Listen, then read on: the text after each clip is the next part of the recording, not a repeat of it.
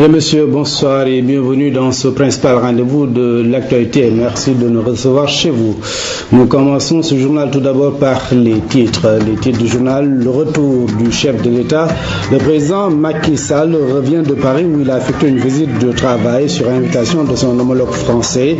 Une visite qui consolide l'axe Dakar-Paris avec le premier décaissement de la subvention que la France a accordée à notre pays. 443 milliards de francs CFA seront mobilisés pour lutter contre les inondations. Révélation du ministre Oumar Gueye. Déjà, 525 millions ont été obtenus pour réactualiser le plan directeur d'assainissement de Dakar. 14 ans de prison pour Thomas Lubanga, c'est la décision de la CPI, la Cour pénale internationale qui reconnaît coupable l'ex-chef rebelle congolais.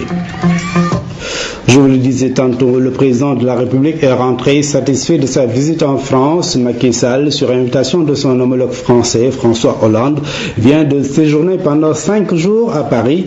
La coopération entre le Sénégal et la France se porte bien. Le premier décaissement de la subvention que la France a accordée à notre pays est disponible. Écoutons le chef de l'État, Macky Sall. Au cours de mon séjour, j'ai eu un entretien très convivial avec mon homologue français et reçu plusieurs ministres de son gouvernement, notamment le ministre français de l'Intérieur, le ministre de l'Économie et des Finances, le ministre de la Défense, le garde des Sceaux, ministre de la Justice, le ministre du Développement, chargé, entre autres questions, de la coopération, et le ministre délégué à la francophonie. J'ai également reçu le directeur général de l'Agence française de développement, ainsi que une importante délégation de la communauté sénégalaise vivant en France et même venue d'Europe, venue très nombreuse et enthousiaste. Mon entretien avec le président Hollande a porté sur des questions de coopération bilatérale et des sujets d'ordre sous-régional et international d'intérêt commun. Comme vous le savez, les relations franco-sénégalaises, à la fois anciennes et multiformes, ont toujours été marquées du sceau de la proximité et de la concertation permanente. Il s'y ajoute qu'à titre personnel, j'avais eu l'occasion de m'entretenir à 2 reprises au téléphone avec le président Hollande et j'ai noté chez lui une grande capacité d'écoute, une capacité d'analyse également et de compréhension. Et nos discussions ont été marquées par une grande convergence de vues sur l'ensemble des questions que nous avons abordées. C'est le cas notamment sur la situation très préoccupante au Mali, qui constitue pour nous un sujet de préoccupation majeure. Nous avons en outre discuté de la francophonie dans la perspective du sommet de l'organisation qui devrait se tenir au mois d'octobre prochain à Kinshasa. Et je pense qu'il est important que le Sénégal, dont le premier chef de l'État, premier président, le président poète Léopold Sédar Senghor, était un des pères fondateurs de la francophonie, et la France, berceau de la langue française, il était normal donc que ces deux pays se concertent,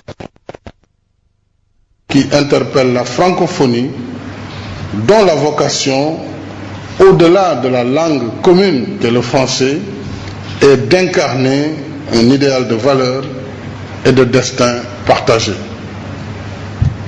Sur ce point, je me suis d'ailleurs entretenu de manière approfondie avec le président Abdou Diouf, que j'ai eu le plaisir de recevoir à déjeuner.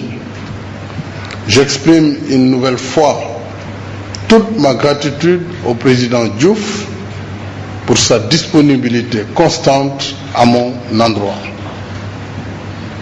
Au total, la coopération franco-sénégalaise se porte très bien. Je dois dire que nous avons en même temps enregistré le premier décaissement de l'aide budgétaire spéciale qui nous a été octroyée par la France.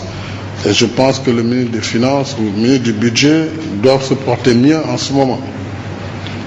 Avec le président Hollande, nous avons fait le tour d'horizon de différents dossiers et dégagé les orientations pour les prochaines concertations bilatérales devant aboutir à la conception du document cadre de partenariat bilatéral. Mes audiences avec les ministres français concernés, en présence de leurs homologues sénégalais, de l'ambassadeur du Sénégal à Paris, ainsi que de l'ambassadeur de France à Dakar, m'ont permis d'évoquer ce que je considère comme domaine prioritaire de notre coopération pour les années à venir. Enfin, en compagnie des représentants du patronat sénégalais, de la CNES, du CNP, du MEDES et de l'UNACOIS, j'ai eu une rencontre intéressante avec le mouvement des entreprises de France, le MEDEF, où une très forte représentation du patronat français a été notée.